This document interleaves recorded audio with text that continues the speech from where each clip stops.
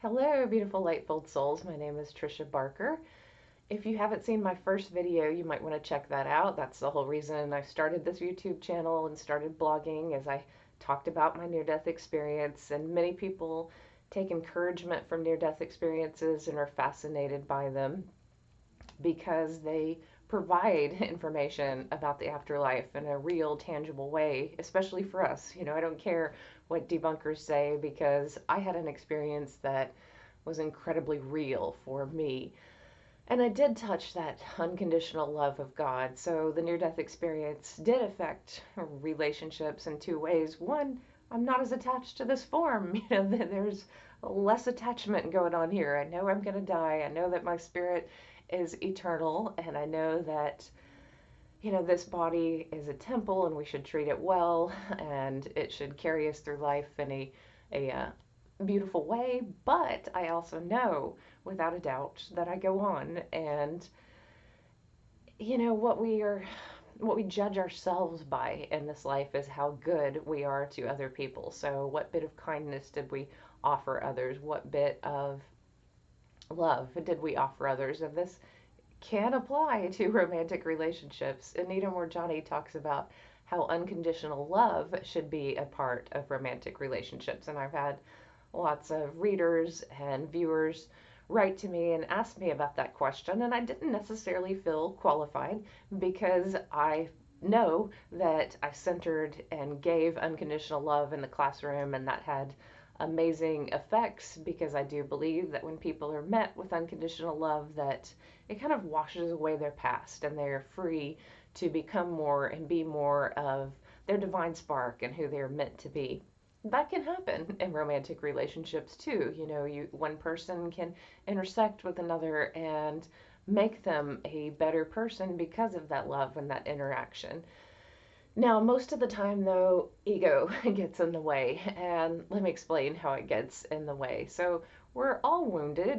I was very aware that I was coming back to this body in this form, and my own psychological wounds, and my own past with my family, and I knew that relationships would still be difficult for a while, that I had some things to work out because of those traumas and those wounds. And ego, when you are interacting with someone who has suffered any kind of trauma, whether that's child abuse or domestic violence or any combination of traumas, that person is usually triggered. And this is important for people to know who are trauma survivors and those who are in relationships with trauma survivors. And when someone is triggered, it's like the back of the brain, the reptilian part of the brain takes over, and all that exists is fight or flight. And so it's better to let someone flee for a while and calm down.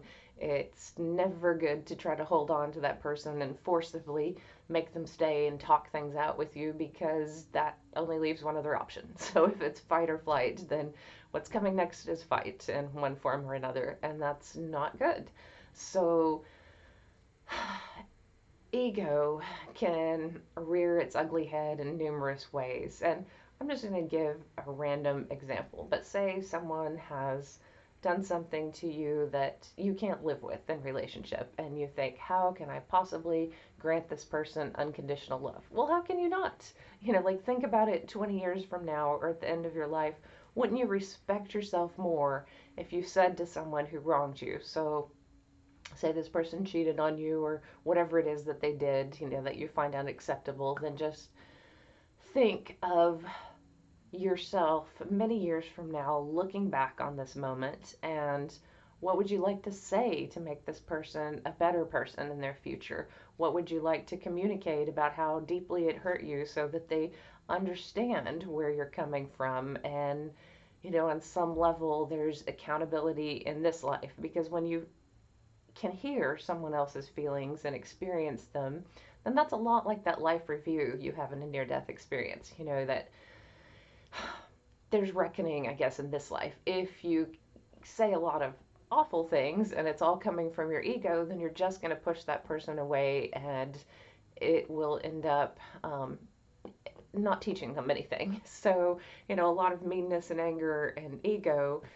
is not going to help in any way. So if you take that ego out of it and you simply give unconditional love, you're not cheating yourself, you're not becoming a doormat, you're not accepting bad behavior, you're just behaving with respect. And that is important. And why not? Why not have that unconditional love for someone that you're in a relationship with? I once heard a psychologist talking about how we should treat our partners with the same respect that we do our business colleagues. So you're not someone's manager when you're in a relationship. You're not there to order them around, and you're not below anyone in a relationship either. You're equals. And if you think of someone that you're in a relationship with as kind of a business partner and you're both equal, then really you have the same goals. You want success, and how are you going to work together to get to this success? And that's a much more lovely energy to bring to a relationship, and people so often do not bring this energy to a relationship, and it's funny. It's humorous.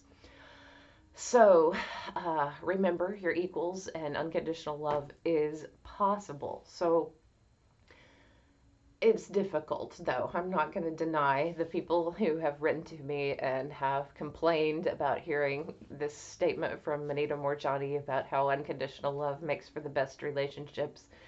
There are expectations, and there are a lot more things at stake a lot of times in a relationship, but that doesn't mean that you can't be a good person while in relationship. You can think of how God treated me during my near death experience. So I was met with deep love and deep grace, and everything that was negative was just washed away and forgiven. I'm not saying that you have to be that godlike, but there are moments when, someone gives you a gift of frustration, you can give them a gift of peace. When someone is at odds with life, you can show them how to work better in certain situations. When someone gives you disappointment, you can try to give them joy in some area, because maybe you've disappointed them in some way that they haven't communicated. And that's, again, you're not a doormat. You're not accepting abusive behavior or anything that you can't live with. You are simply trying to make your relationship better, and there's nothing wrong with that. That's kind of beautiful in a way, to look at how you can turn things around and how you can have a vision for the future that is better than the present. And that can certainly happen. People talk about manifestation in so many different circumstances in so many different ways. Focusing on the vision that you want for your future with someone you're in a relationship with is a beautiful thing to do. A lot of times people who are quite young are afraid to even talk about their visions of their future together, and that's kind of sad. I would say jump in, express it. There's nothing wrong with it, because a lot of times there are miscommunications. If someone's dreaming of marriage and kids, and someone is just dreaming of travel and they really don't care about marriage, then there's a lot to talk about. There's all kind of expectations and hopes and dreams and that people bring to relationships, and it's not about blaming someone for not getting what you don't want, but you are responsible for communicating these things. I teach my students the art of nonviolent communication, and that's a wonderful skill. You should look it up if you don't know about it and practice that form of communication. And you literally have to practice it a few times, because it is, it's not second nature to focus more on how you feel when a certain behavior is happening, and make a request and be prepared to not get what you want, and adjust, basically. And that's kind of tough for some people, but again, that's a form of unconditional love, when you simply say, hey, I love myself enough to say, this hurts my feelings, this is what I would prefer, is there any way that this behavior can be amended or changed to make me feel better? And if it isn't possible, then your limits, and how much you can live with, and how much you want to be around that person. And I do want to say a little bit more about energy. So a lot of people are empathetic and intuitive, and sometimes they find themselves wondering about the energy of someone who they're in a close relationship with, and they might feel as if they're being sucked dry, or they might feel as if they are just drained by this person. And, that's a negative dynamic, and it's not one that is necessarily healthy. Still, unconditional love can even turn that around sometimes. But again, unconditional love for yourself is important. And I do want to add a caveat to this. So, whenever I talk about relationships with students or anyone, I always come back to the fact that physical violence and abuse and even emotional abuse, these are a sign that a relationship is over. That's a sign that you two are done with each other. And that's just a clear way of saying that that's not something you want to put up with. I direct students to this talk by Leslie Morgan Steiner, and she was an educated woman who was in a highly abusive relationship, and she writes about how she studied the statistics. And abusers often say, oh, this will never happen again, and blah blah blah blah blah, promises, and then it happens 6 months or 2 months later, or even 5 years later, but it happens again. What if someone's actually going to change that type of behavior? They almost have to commit to a program kind of like AA, where they go every day and they're relearning something and relearning a new behavior, and they're accountable to someone who's like a sponsor. That type of commitment is a tough commitment to make. And so a lot of people who are abusive are not going to make that kind of commitment to change. They are simply going to give lip service to the idea of change. So certainly, I'm not suggesting to just give unconditional love to an abuser, but energetically, you can say prayers for that person to change and to be different with someone else, because sometimes it is merely a dynamic between these two people, and they're different and a different relationship. Not always, but sometimes. And that's a hard one to swallow as well, that someone can be horrible to you and a little bit better, or quite a bit better, to someone else. And why not set them free to be better?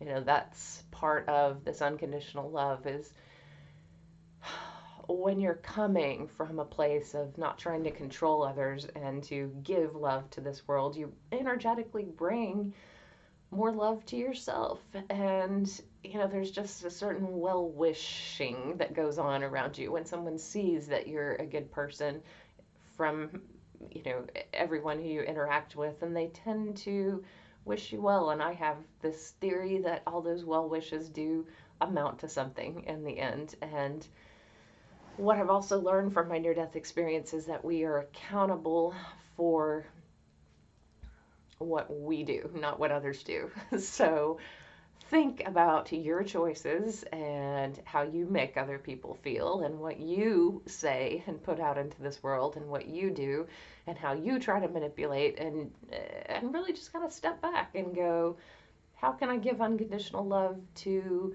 the person I'm in relationship with in the same way that I might give this unconditional love to a child, or to a group of students, or to anyone who is in the process of learning and growing and changing. And difficult to do, but it's a worthy goal, and it also has great benefits, because there's great joy and great renewal, I think, in relationships that are based on unconditional love, because you continually choose each other, and you continually tend to grow together and experience more joy, less fear, and a greater sense of peace because you are free to go. And that's a tough one, but it's a good one. So I hope you got something out of this, and I don't want to offend anyone. I'm not an expert in this area. I'm just sharing what I know through life experiences and through my near-death experience. And my ultimate goal is just that people are more loving to each other in all areas of life, and including romantic relationships. And I hope you got something from this. Please subscribe to my channel. Find me on Facebook or Twitter or other platforms. I would love to keep up with you, and I'd love to hear more questions for you. So I wish you all the best. May you be blessed in your life and in your relationships.